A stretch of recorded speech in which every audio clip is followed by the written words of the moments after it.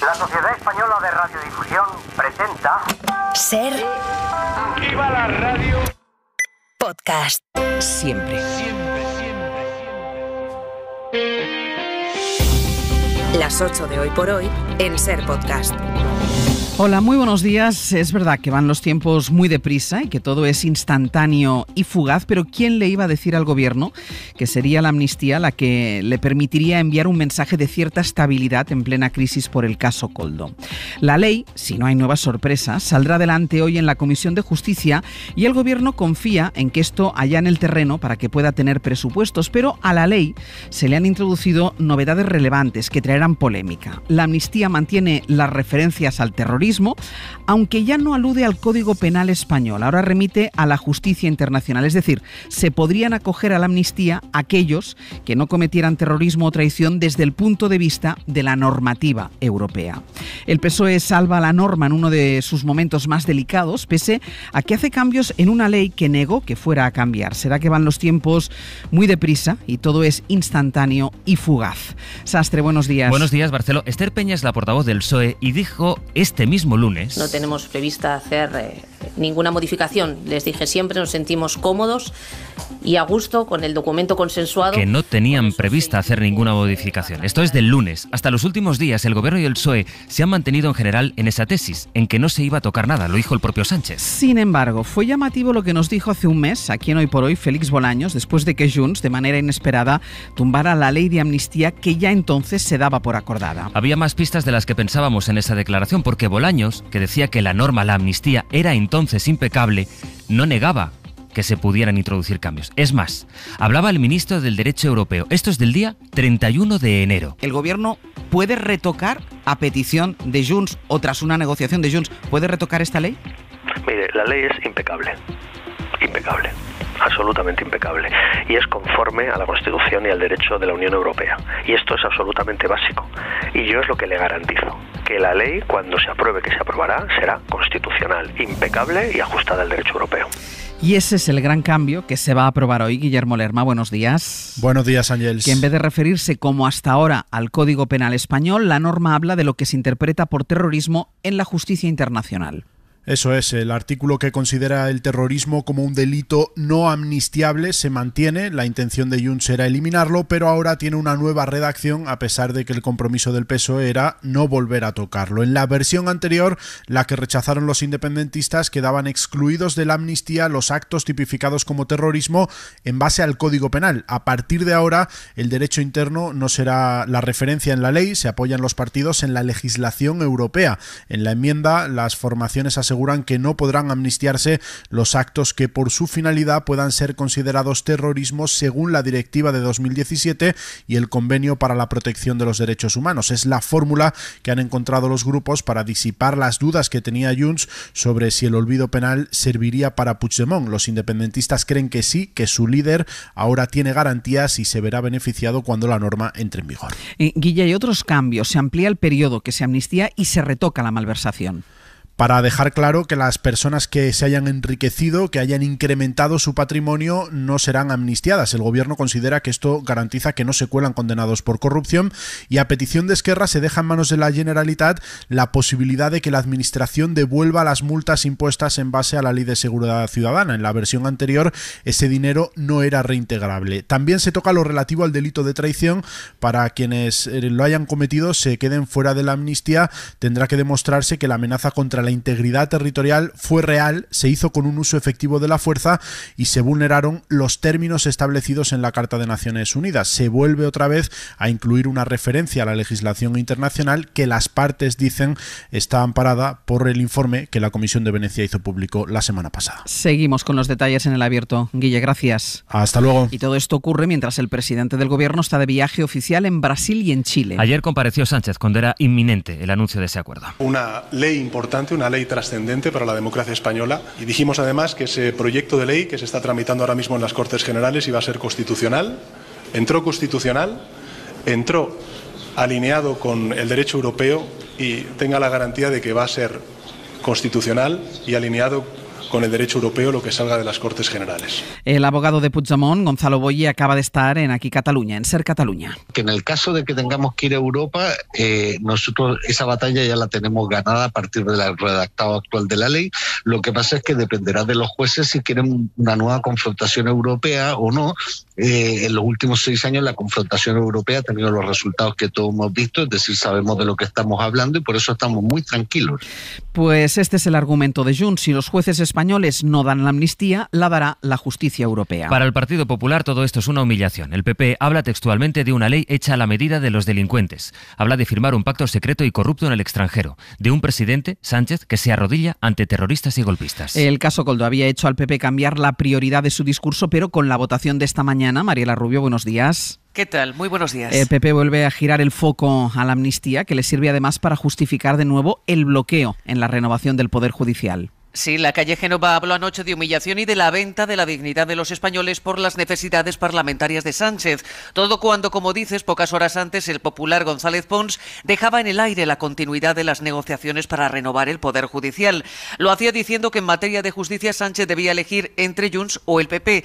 Y lo hacía desde el Congreso de los Populares Europeos que se celebra en Bucarest y donde la voz más dura contra la medida de gracia fue ayer la de Isabel Díaz Ayuso. La presidenta madrileña pedía a sus colegas europeos que condenen la amnistía y enfríen sus relaciones con Sánchez, en una clara alusión a la también conservadora Ursula von der Leyen, presente en el acto y con una fluida relación con el presidente del gobierno. Y mañana pido a la Unión Europea que escuche lo que se va a votar mañana en España. Por eso yo pido al Grupo Popular Europeo que no haya compadreo con ninguno de ellos. Con Pedro Sánchez no se le puede blanquear nunca más. Será también en el Congreso del PP Europeo donde Feijóo, que ayer guardó silencio, tome hoy la palabra. Mariela, gracias. A vosotros.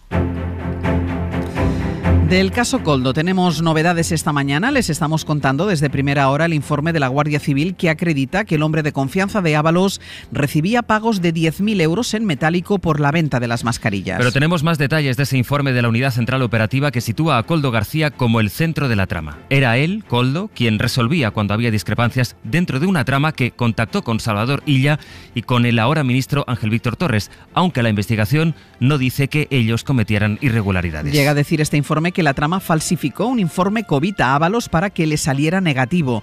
La información es de Miguel Ángel Campos. El último informe de la UCO revela el papel nuclear de Koldo García en el entramado de los contratos de mascarillas que centralizaba el Ministerio de Ábalos. Ante las dudas de puertos del Estado por detalles contractuales o de Adif, la trama siempre contestaba que hablasen con Koldo para no tener ningún problema, según los correos y WhatsApp que constan en el informe. Los funcionarios acababan accediendo a las pretensiones de la organización tras hablar presuntamente con el asesor de Ábalos. Por esas gestiones, Koldo García recibía supuestamente ingresos de 10.000 euros en B de forma periódica. La Guardia Civil le decomisó 24.000 en su casa cuando fue detenido. El informe también menciona que la trama entró en contacto con Salvador Illa y Ángel Víctor Torres, pero los agentes no detectan irregularidades en ambos. La trama también falsificó supuestamente un informe COVID al ministro Ábalos para que saliera negativo y regaló una PCR a la exdirectora de la Guardia Civil, María Gámez, y a su hija, así como a una candidata de Vox por Valdemoro.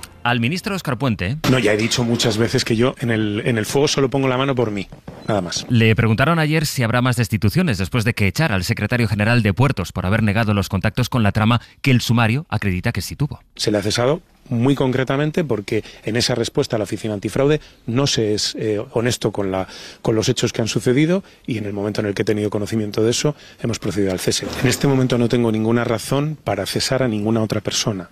Si la tuviera, cosa que ya digo que no me cierro a ella, procederemos a cesar. Ayer, por cierto, fue detenido un comandante de la Guardia Civil destinado a la Embajada Española en Venezuela y al que los investigadores atribuyen una relación directa con Koldo García. Ha sido puesto en libertad, pero no puede salir de España. Y hoy cambia el tiempo, viene una borrasca que va a barrer la península y que traerá lluvia, viento y frío, Jordi.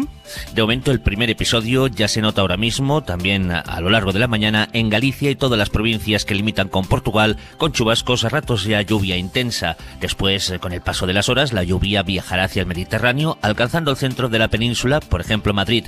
A primeras horas de la tarde, el Mediterráneo, sobre todo Cataluña y Baleares, ya la próxima madrugada. Chubascos intensos que dejarán poca agua, por cierto, en el Cantábrico Cantábrico, pero que irán acompañados también de rachas intensas de viento y la nieve caerá en cotas medias de todos los sistemas montañosos. Hoy por hoy noticias. Ser Podcast.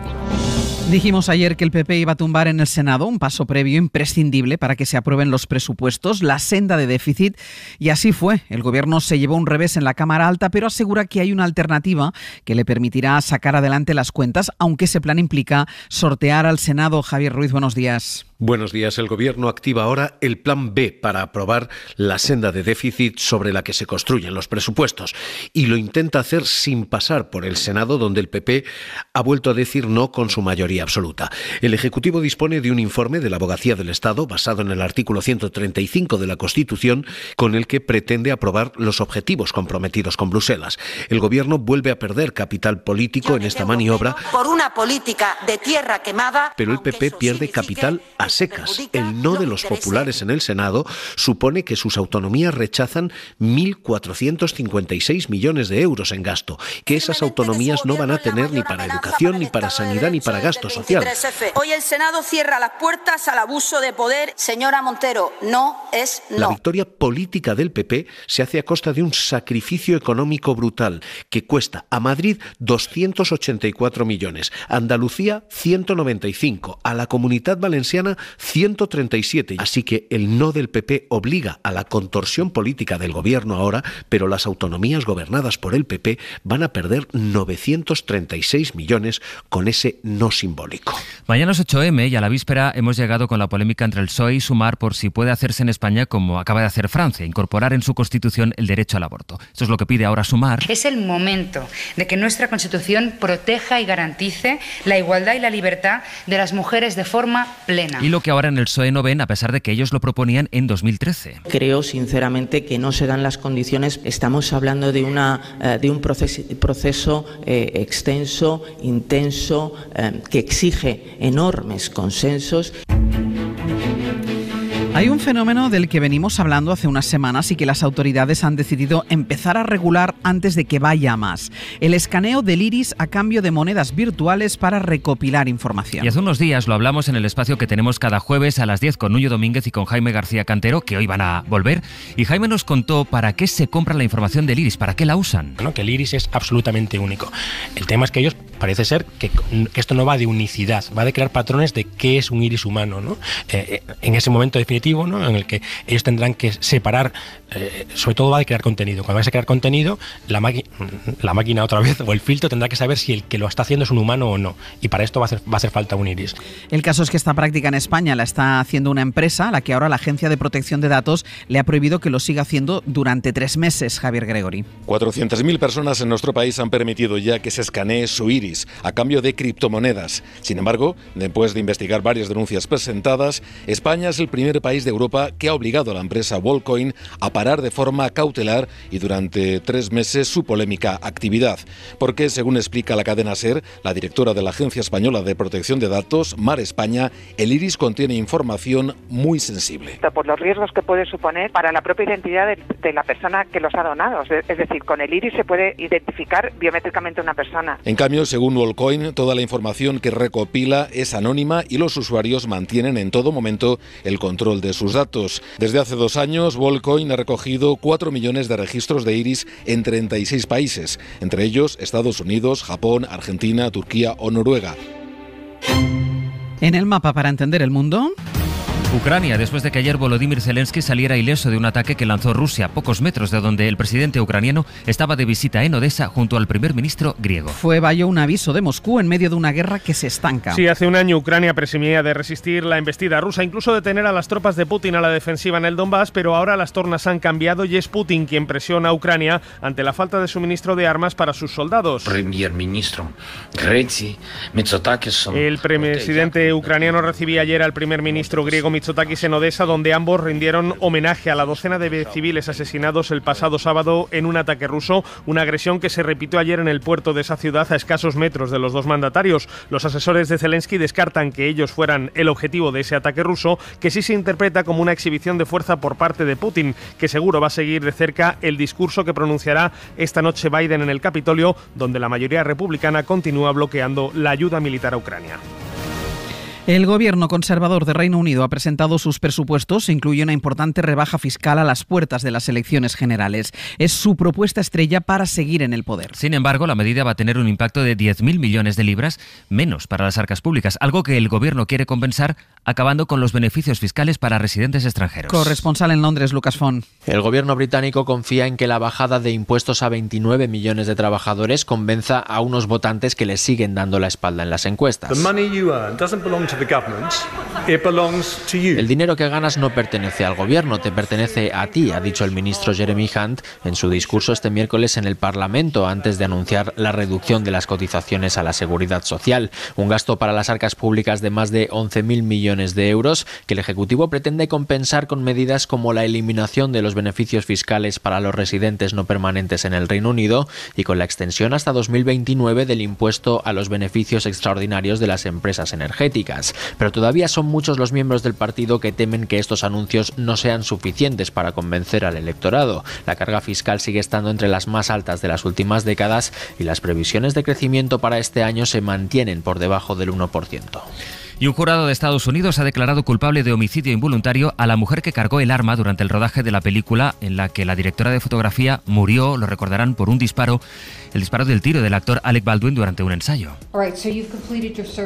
Ha dicho la fiscal que la mujer encargada de supervisar las armas en la producción fue negligente, descuidada e irreflexiva. Puede enfrentarse a 3 años de prisión. También el propio Alec Baldwin está acusado de homicidio involuntario e irá a juicio en el mes de julio. Y en 10 minutos el abierto. Hoy vamos a compartir nuestra mesa de análisis junto a Javier Aroca, Cristina de la Hoz y Víctor Lapuente. Para no perderte ningún episodio, síguenos en la aplicación o la web de la SER, Podium Podcast o tu plataforma de audio favorita.